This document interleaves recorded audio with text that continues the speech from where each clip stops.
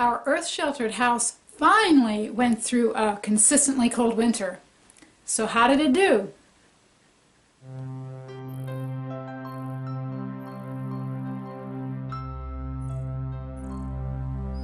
Hey everybody, it's Emily, and yes, I have made two previous videos where I talked about, I think I made two, previous videos about how the climate inside our earth-sheltered house, and one was specifically about the winter, I think. Anyway, but the thing is, first of all, since we've been living in the earth-sheltered house, we have never been gone a long period of time and not had any appliances running. This year we did, so I wanted to tell you how it went that week of Christmas when we were not here. Also, this year we had a consistently cold winter, and when I say cold, we are in southeast Oklahoma. I'm talking about south cold, not Minnesota, North Dakota, Michigan cold, okay? So I'm not talking about sub-zero weather. I'm talking about a lot of consecutive days where the lows were in the teens, 20s, and highs were in the 30s and not much higher than 40. Around here, the annual average temperature is, upper 40s, lower 50s. So we did have a colder than average winter, and like everybody else, a lot more precipitation. And so that's important too, because we had a lot more cloudy days. This was our first winter where we had way more cloudy days than we had sunny days. The reason that's important is because we have south-facing windows where the sun comes in, we get that passive solar heat. We didn't get a whole lot of that this winter. So, So understand first, I'm talking about southeast Oklahoma cold when I'm saying cold. Results will vary if you are much farther north. Also, results will vary if you are in a much bigger earth-sheltered house. Ours is only 576 square feet. If your earth-sheltered house is 3 times bigger than that, you're going to stay, the temperature inside will stay warmer in the winter and cooler in the summer than it does for us. All right, that all being said, let me start with the week that we went to Minnesota for Christmas. We were gone, I think it was, I can say 5.5 solid days, maybe 6. We did not have neither the space heater nor the dehumidifier on, and the dehumidifier does heat up slightly. Also, like most of the rest of the winter, it was mostly cloudy. Most of the days we were gone were cloudy days. I think it started out with a couple of sunny days, and then, it rained while we were gone here, and it snowed in Minnesota while we were there, which was fun for us, but that's neither here nor there. So what happened when we came home? Well, let me back up a second. Where were the temperatures? The highs were started out fairly warm. When we left, the temperatures were going to be near 70 for a couple of days, and then they sank just like they tend to do. And I think toward the end of our trip in Minnesota, down here in southeast Oklahoma, the highs were in the 40s if memory serves. And again, there was little sun. So we didn't have very much passive solar. And the passive solar heat really doesn't last that long. It just lasts for that day that the sun is shining in, and then it'll cool down at night and not really have any effect on the next day. So when we came home, what was the temperature in our house? It had been, I think it had gotten down to 66 degrees at night with the space heater being turned off before we left for Minnesota, and we could get it up to 70 degrees. With the space heater on high, or if there was sun coming in and the space heater was on. So that's how it was when we were there. When we came back, and we try to keep, we usually will run the dehumidifier when it hits 57%. We'll turn on the dehumidifier when it hits 54. We turn it off. That's how we dehumidify. If it's a dry day outside and there's no smoke smell outside, we'll open the window and dehumidify, and it's warm enough. We'll dehumidify that way. Okay, so those are the baselines, right? So when we got home, the humidity was only 57%, despite there having been several, I think it might have been even rainy or cloudy when we came. It was a humid day when we came back. But despite that, the humidity had stayed, it hadn't gotten above 57%. Now during the day, of course we came home during the day the humidity will stay down a little bit, unless it's a rainy day. It's easier for it to stay down. But that just shows you how well the humidity will stay down if there's not people opening and closing the door all day. So I was pleased about that. What was the temperature? What do you think? It was 68 degrees when we left.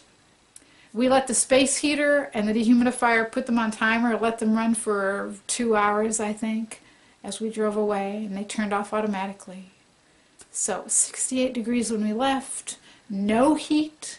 And the lows here eventually got down into, it was freezing or maybe below freezing. 64 degrees inside our house when we got back from Minnesota. But that's really good, right? 64. It was a lot warmer than it was outside. However, it took 2 space heaters. I think we ran for 2.5 days. We were running both space heaters on high for 2.5 days just to get it back up to 68. It took that long. It took quite a while for it to go from 64 to 66. It probably took it took several hours. It was chilly because we hadn't had the heat on. The concrete had had time to cool off. But that gives you an idea of how well an earth-sheltered house will hold the humidity and the heat. And you understand this was our 4th winter. In the beginning, if you first have an earth-sheltered house built, it takes a couple of years for things to even out, for the thermal mass of the dirt, for everything to kind of neutralize temperature-wise and kind of get regulated, shall we say. But our 4th winter here, that's what happened. So yeah, it took us a couple days and 2 space heaters to get us back up to where we wanted at 68. But, all in all, that wasn't too bad. What about the rest of our dreary, cloudy winter when we didn't have hardly any passive solar heat and we had so many lows in the 20s and teens? Well, we did have to turn on the space heater in the middle of the night because there were a lot of nights when the temperature would fall to 64 degrees inside, and at that point whoever got up to go to the bathroom first, it was their job to turn on the space heater on high, so it would be at least 66 degrees when we woke up. I do not like, my ideal indoor temperature is 74 or 75 degrees. That's me. And yeah, sweaters on, anything below 72, sweaters, long sleeve shirts.